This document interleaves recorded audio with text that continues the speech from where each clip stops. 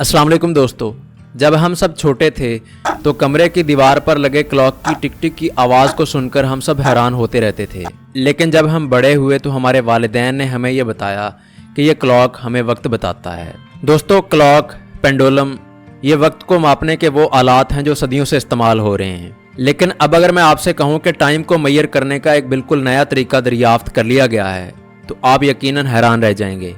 आप तसव्वुर करें कि आप एक ऐसी दुनिया में रहते हैं जहां क्लॉक काम नहीं करते, जहां वक्त गुजारी के लिए आप सेकंड, मिनट और घंटे काउंट नहीं करते। एक ऐसी दुनिया जहां वक्त के लिए कोई स्टार्टिंग पॉइंट नहीं है।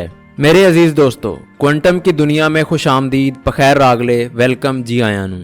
दोस्तों, 2022 में साइंसदानों ने एक नाकाबिले यकीन दरियाफ्त को वजूद फराहम किया है। साइंसदानों ने वक्त को मैयर करने का एक बिल्कुल नया तरीका दरियाफ्त कर लिया है। आप गैस करें वो क्या हो सकता है। ये नई दरियाफ्त वक्त के मुतल्लक हमारे नजरियात को मुकम्मल तौर पर तब्दील कर सकती है। आइए हम सब मिलकर क्वांटम टाइम कीपिंग की एक नई दुनिया की सैर को चलते हैं।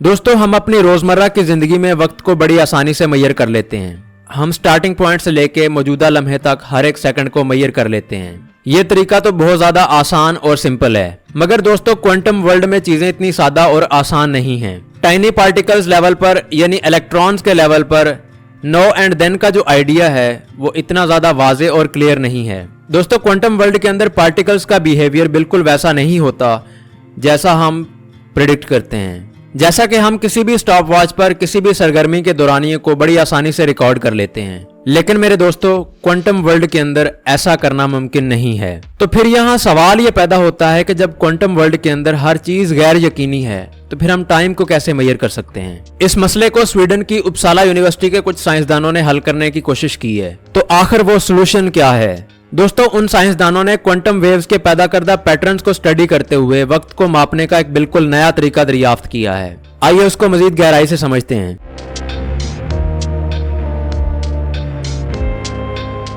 इस दरियाफ्त को बेहतर तौर पर समझने के लिए हमें खास किस्म के एटम्स के बारे में जानने की जरूरत है जिन्हें रैडबर्ग एटम्स कहते हैं।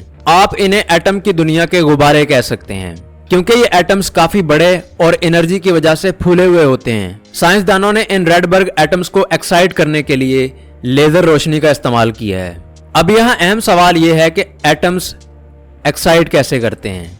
दोस्तों, जब भी किसी एटम को बहुत ज्यादा एनर्जी दी जाती है तो उस एटम के अंदर मौजूद इलेक्ट्रॉन्स उस एनर्जी को एब्जॉर्ब करने के बाद कम एनर्जी वाले ऑर्बिट से ज्यादा एनर्जी वाले ऑर्बिट के अंदर शिफ्ट हो जाते हैं और इस तरह ये इलेक्ट्रॉन्स अपने न्यूक्लियस से ज्यादा दूर हो जाते हैं। इस स्टेट को एक्साइटेड स्टेट कहते हैं। दोस्तों, हम सब ये जानते हैं कि रोशनी भी एनर्जी की एक किस्म है, लिहाजा साइंसदानों ने लेजर लाइट के जरिए रैडबर्ग एटम्स को एक्साइट किया और इन एटम्स के अंदर मौजूद इलेक्ट्रॉन्स को न्यूक्लियस से दूर कर दिया। इस हाई एनर्जी स्टेट को रैडबर्ग स्टेट भी कहते हैं। दोस्तों, ये रैडबर्ग एटम्स सिर्फ दिखने में ही कूल नहीं हैं बल्कि ये बहुत ज्यादा मुफीद भी हैं। इंजीनियर्स क्वांटम कंप्यूटर्स को बनाने के लिए इन रैडबर्ग एटम्स का इस्तेमाल करते हैं। लेकिन यहाँ एक और चीज भी है जो इन एटम्स को बहुत ज्यादा दिलचस्प बनाती है।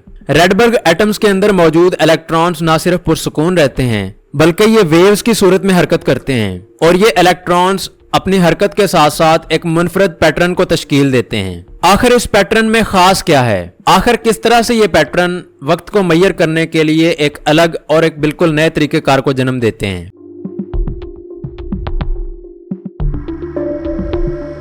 दोस्तों, जब इलेक्ट्रॉन्स रैडबर्ग स्टेट के अंदर चले जाते हैं तो उनका वेव लाइक बिहेवियर रिपल्स पैदा करता है। मिसाल के तौर पे एक पुरसुकून तालाब के अंदर आप एक छोटा सा पत्थर फेंकें तो जिस जगह पे आपने पत्थर फेंका था उस जगह से बाहर की तरफ छोटी छोटी लहरें बाहर की तरफ ट्रेवल करना शुरू कर देती हैं और ये छोटी छोटी वेव्स दरअसल रिपल्स कहलाती हैं। और अगर यही मल्टीपल वेव्स एक दूसरे को क्रॉस करते हुए एक दूसरे को ओवरलैप करें तो इससे एक इंटरफेरेंस पैटर्न तश्कील पाता है। ये पैटर्न्स काफी मुनफरद होते हैं और टाइम के फिंगरप्रिंट्स के तौर पर काम करते हैं। इन पैटर्न्स को स्टडी करने के बाद साइंसदानों ने ये रियलाइज किया कि वो इनकी मदद से टाइम को मैयर कर सकते हैं। मिसाल के तौर पे फर्ज किया कि एक लेजर लाइट एक एटम को एक्साइट करती है। सेकंड्स को गिनने की बजाय साइंसदान उस वेव पैटर्न पर गौर करेंगे और ये फौरन जान लेंगे कि कितना वक्त गुजर चुका है। बिल्कुल इसी तरह जब आप तालाब के अंदर पत्थर फेंकने के बाद बाहर जाती हुई लहरों पर गौर करते हैं, इससे वक्त को मैयर किया जा सकता है।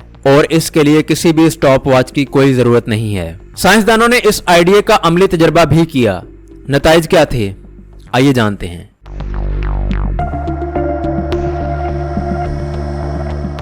इस आइडिया को साबित करने के लिए साइंसदानों ने हीलियम एटम्स का इस्तेमाल किया। उन्होंने हीलियम एटम्स को लेजर की मदद से एक्साइट किया और इसके बाद साइंसदानों ने उनके वेव पैटर्न्स को मेजर किया और नताइज को अपनी पेशगोई से कंपेयर किया। दोस्तों, हीलियम एटम्स के पैटर्न इस कदर कंसिस्टेंट थे कि उन्होंने छोटे छोटे क्वांटम टाइम स्टैम्प्स के तौर पर काम किया। और दोस्तों, ये क्वांटम टाइम स्टैम्प्स नाकाबिले यकीन हद तक सही हैं। दोस्तों, ये टाइम स्टैम्प्स 1 सेकंड के 1.7 ट्रिलियंथ मोमेंट को भी मेजर कर सकते हैं। इनकी इस कदर तेज रफ्तारी हम शायद ही कभी तस्वुर कर सकते हैं। इस टेक्निक की मिसाल किसी स्प्रिंटिंग रेस के अंदर टाइम को मेजर करने जैसी है, लेकिन स्टॉप वॉच का इस्तेमाल करने के बजाय आप इस चीज को मेजर करें कि एक स्प्रिंटर रनिंग ट्रैक के ऊपर दूसरे स्प्रिंटर्स के साथ किस तरह से बिहेव करता है, किस तरह से इंटरेक्ट करता है। क्यों मेरे दोस्तों, ये बिल्कुल नई और नाकाबिले यकीन टेक्निक है ना।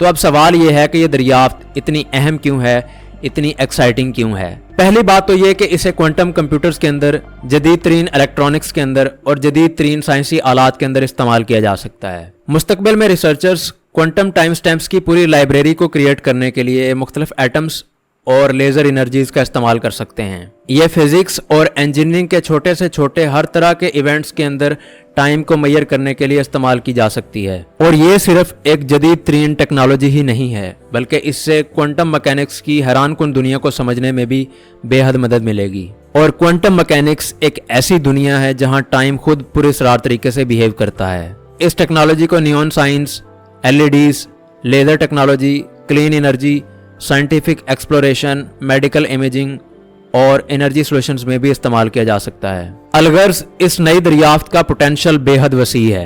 मुस्तकबिल में यह टेक्नोलॉजी इनडायरेक्ट तरीके से आम आदमी की जिंदगी को मुतासिर कर सकती है।